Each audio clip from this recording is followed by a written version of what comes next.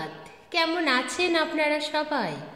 অনন্যার ব্লগসের আরও একটি ঝাঁ চকচকে নতুন ব্লগে আপনাদের জানাই অনেক অনেক অনেক স্বাগত। আজ দিনটি রবিবার, সকাল এখন 8টা বাজে।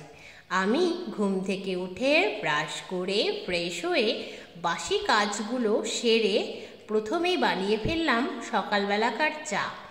তারপরে এলাম আজ ছাদে এসে ছাদ বাগানের সুন্দরীদের দেখে মনটা আনন্দে ভরে গেল। তারপরে যথারীতি রেডি হয়ে বেরিয়ে পড়লাম বাজারের উদ্দেশ্যে। আমাদের বাড়ির কাছে যে যোগমায়া বাজারটি রয়েছে সেখানেই চলে এলাম বাজার করতে। আজকে কিছু সবজি বাজার করলাম আর তার সাথে কিনলাম মাটন। সেই যে সোনা এসেছিল তখন মাটন খেয়েছিলাম, গোটা আগস্ট মাস জুড়ে মাটনই খাওয়া হয়নি, এই জন্য নিয়েই এলাম। বাড়িতে ফিরে ড্রেস চেঞ্জ করে ফ্রেশ হয়ে কিছুটা রেস্ট করলাম, যা গরম লাগছিল না বাবা। তারপরেই প্রথমে আদা বেটে নিলাম, কারণ আদা বাটা ছাড়া কি মাটন জমে বলুন? তো আদা বাটা হয়ে যাওয়ার পরে এক এক করে রান্না বান্না শুরু করে দিলাম। বাবা যেহেতু মাটন খায় না, তাই বাবার জন্য 2 পিস রুই মাছ দিয়ে হালকা পাতলা একটা মাছের ঝোল, আর উচ্ছে বেগুন ভাজাটা তো ম্যান্ডেটরি, তার সাথে হবে মাছের মাথা দিয়ে পুঁই শাকের চচ্চড়ি আর মাটন। এই হলো আজকের মেনু। আর তার সাথে তো অতি অবশ্যই ভাত তো রয়েছে। এই রান্না করে রান্নাঘর থেকে মুক্তি নেব। রান্নাঘরের ভেতরেও কি গরম লাগছে, উফ কি অসহ্য ওয়েদার। হ্যাঁ সত্যি, ভাদ্র মাস বলে কথা, গরম তো পড়ারই কথা, কিন্তু আর সহ্য হচ্ছে না, বিশ্বাস করুন। তবে হ্যাঁ, শীতকাল আমার একদম ভালো লাগে না।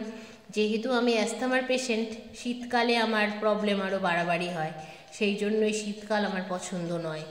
এইবার কিছু তো একটা পছন্দ করতেই হবে, তাই আমি শীতকাল এলেই বলি গরম অনেক ভালো, কিন্তু গরম যে আর সইছে না।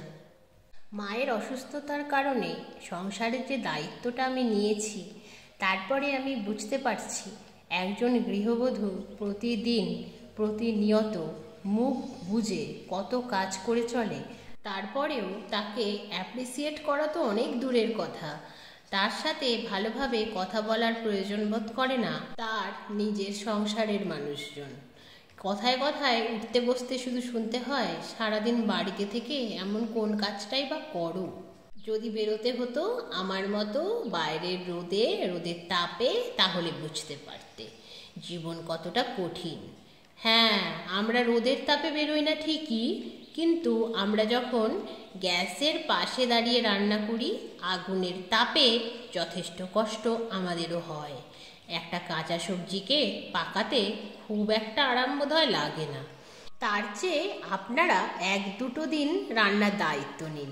যারা বলেন আমরা সারাদিন বাড়িতে থেকে কী করি, তাহলেই বুঝতে পারবেন সারাদিন বাড়িতে থেকে যে কাজ করা হয় তাতে কোনো ব্রেক হয় না।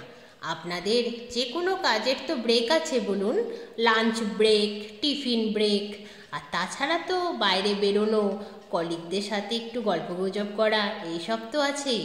আর আমরা মেয়েরা যারা বাড়িতে কাজ করি, তারা সারাটা দিন 4 দেওয়ালের মধ্যে বন্দি থাকি আর কাজগুলো মুখ বুজে করে চলি।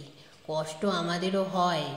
আপনারা যেমন অর্থ উপার্জন করেন, আমরা সেরকমই আপনার সংসারটাকে ভালোভাবে গুছিয়ে রাখি। আপনার মুখে সময় মতো অন্ন তুলে দেওয়ার ক্ষমতা রাখি। শুধু পয়সা উপার্জন করলেই যদি হতো, তাহলে শুধু পয়সা উপার্জন করে এনে টাকার বিছানায় শুয়ে থাকতেন, টাকা কি খেতে পারতেন? মনে তো হয় না।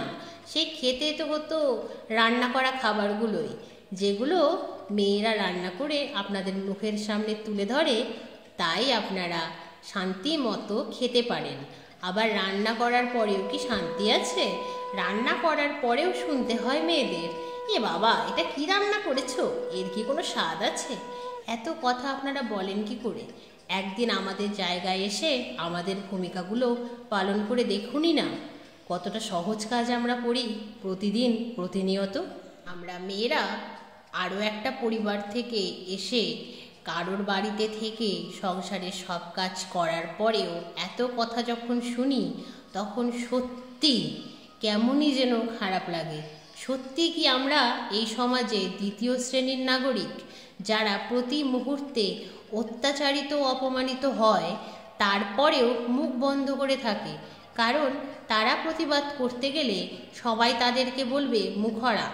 তারা যখন নিজের বাড়িতে গিয়ে বাবা মাকে জানাবে তখন বাবা মাও বলবে যা হয়েছে হয়েছে, একটু অ্যাডজাস্ট করে নে। সত্যি কি মেয়েরা যুগের পর যুগ ধরে শুধু এই অন্যায় অত্যাচার সহ্যই করতে থাকবে? দেখুন আজকের সব কাজ কিন্তু সারা হলো আমার। আবার আপনাদের সঙ্গে দেখা হচ্ছে এখন, যখন ঘড়িতে বাজে রাত 12:30। অলরেডি সমস্ত কাজ কমপ্লিট হয়ে গেছে। পুচকিটা চলে যাওয়ার পরে তো যা কিছু নিয়েও খেলেছিল সেগুলো যথাস্থানে রাখলাম, কারণ জায়গার জিনিস জায়গায় না থাকলে ভালো লাগে না। এই ব্যাপারটি আমি মায়ের থেকেই পেয়েছি, মানে মায়ের থেকেই শিখেছি আর কি। জায়গার জিনিস জায়গায় না থাকলে আমাদের মাথা খারাপ হয়ে যাবে। এই জন্যই সমস্ত কিছু জায়গার জিনিস আবার জায়গায় রেখে দিয়েছি। তারপরে ওইটুকু মানুষ অত ঝাল সিঙ্গারা যে খেতে পারে দেখে তো আমি অবাক, তাই ভাবলাম আপনাদের সাথে শেয়ার করি। ওইটুকু 2 বছরের মানুষ যখন বিছানায় বসে সিঙ্গারা খায় তখন তো সিঙ্গারার টুকরো বিছানায় ছড়ানোই স্বাভাবিক। তো সেই জন্যই ও চলে যাওয়ার পরে যথারীতি আমাদের যেহেতু একটা হাফ মাদুর রয়েছে, সেই মাদুরটা তুলে দিলাম। তারপরে বিছানাটা ভালো করে ঝেড়ে নিয়েছি। তারপরে ঘরে যা কিছু নোংরা হয়েছিল, একটু একটু তো হবেই স্বাভাবিক সিঙ্গারা টুকরো পরে, সেগুলোকে ঝাড়ু দিয়ে দিলাম।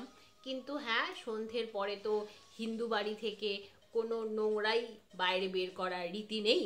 তো সেই জন্যই বারান্দার এক কোণে সব জড়ো করে রেখেছি। আবার এতেও একটা বিপদ হওয়ার চান্স, সেটা হলো পিঁপড়ে মহাশয়রা তো ছাড় দেবেন না কাউকেই, উনারা উঠে এলে আর এক মুশকিল। সেই জন্যই ওই সিঙ্গারার টুকরো চারপাশে একটা লক্ষণ রেখা দিয়ে লাইন করে দিয়েছি, যাতে কোনো সমস্যাই না হয়। তারপরে যথারীতি ঘরে এলাম হ্যান্ড ওয়াশ করে, কারণ লক্ষণ রেখা তো বিষ।